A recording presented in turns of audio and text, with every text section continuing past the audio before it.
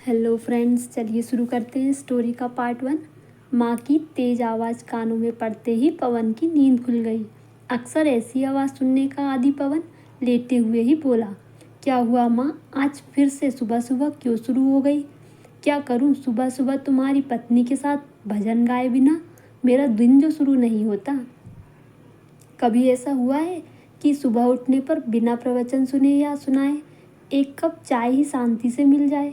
माँ की गुस्से भरी आवाज़ में गंभीरता के बजाय मजाकिया लहजा देखकर उसे मन ही मन हंसी आ गई। अब माँ, सोचो तो गलती तुम्हारी है।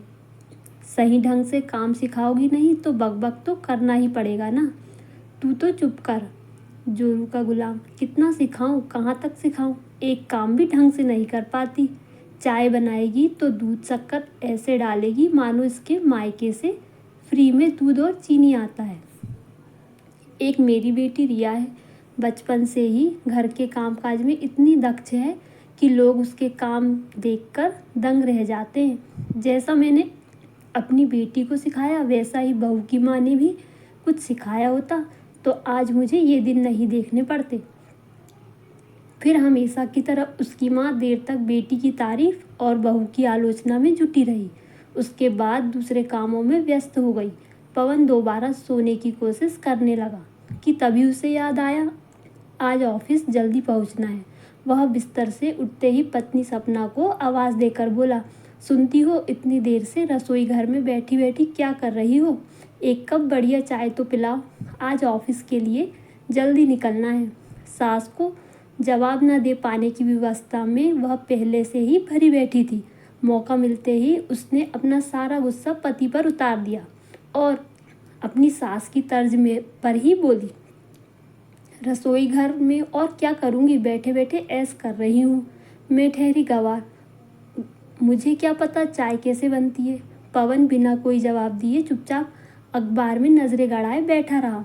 थोड़ी देर में सपना एक कप चाय उसकी बगल में रख गई। पवन अच्छी तरह जानता था कि ना तो उसकी माँ दिल की बुरी है और ना ही उसकी पत्नी।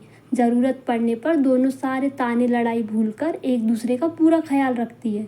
पर उसकी माँ को घमंड था अपनी बेटी की तारीफ करने और अपने द्वारा दिए गए संस्कारों को सर्वश्रेष्ठ मानने का, जिसके कारण दोनों सास बहू में तानों और उलाहनों के दौर चलते रहते।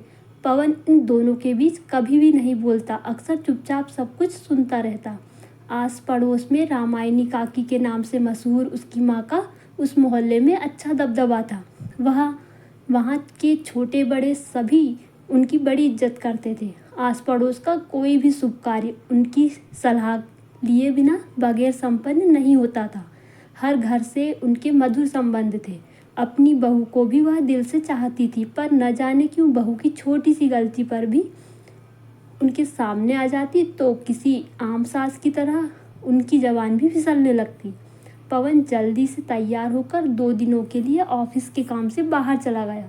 उसी दिन रामायणी काकी को अपनी नातिन कुहू की शादी का कार्ड और पत्र मिला। कितने ही लोगों के काम अकेले संभालने वाली रामायणी काकी घबरा गई।